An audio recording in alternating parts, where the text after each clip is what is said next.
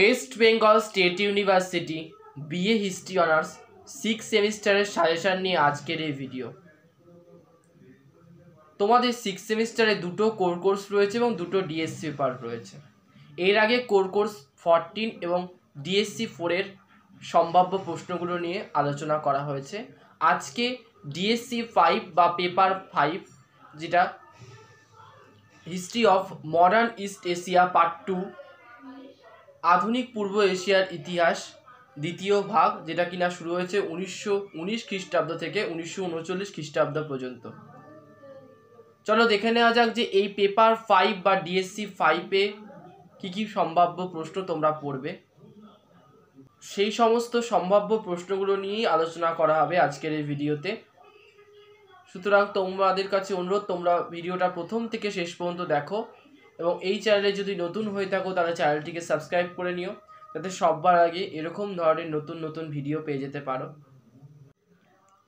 12 marks 1, চীনের বৌদ্ধিক ইতিহাসে চৌঠা মে আন্দোলনের প্রভাব কী ছিল। 2, চীনের একজন জাতীয়তাবাদী নেতা হিসাবে চিয়াং কাইশেকের মূল্যায়ন করো।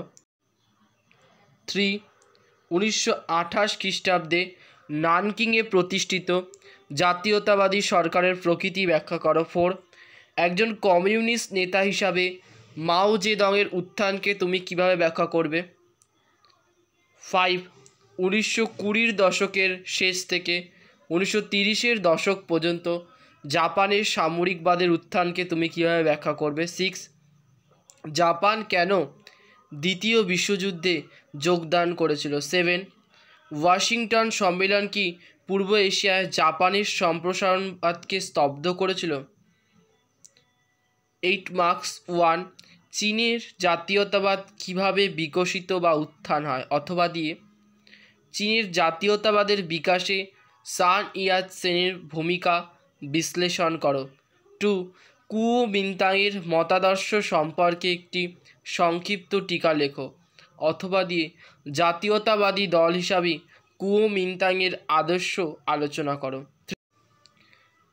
3, 1945 থেকে 1949 সাল পর্যন্ত চীনা কমিউনিস্ট দল এবং কুওমিন্তাংয়ের মধ্যে সংঘাতের বিবরণ দাও। 4, চীনা কমিউনিস্টদের ইয়েনান কৌশল সম্পর্কে মন্তব্য করো। 5, চীনের দ্বিতীয় যুক্তফ্রন্টের পতনের কারণ বিশ্লেষণ করো। 6, বিংশ শতকের প্রথম দিকে জাপানের বিভিন্ন রাজনৈতিক দলগুলির মূল্যায়ন করো। 7, জাপান কেন জার্মানি ও ইতালির সঙ্গে ত্রিপাক্ষিক চুক্তি স্বাক্ষর করেছিল। 5 মার্কস 1, শান্টুং সমস্যা কী ছিল। 2, চীনা কমিউনিস্ট আন্দোলনে লাল ফৌজের ভূমিকা আলোচনা করো। 3, মুগডেন ঘটনাটি কী ছিল।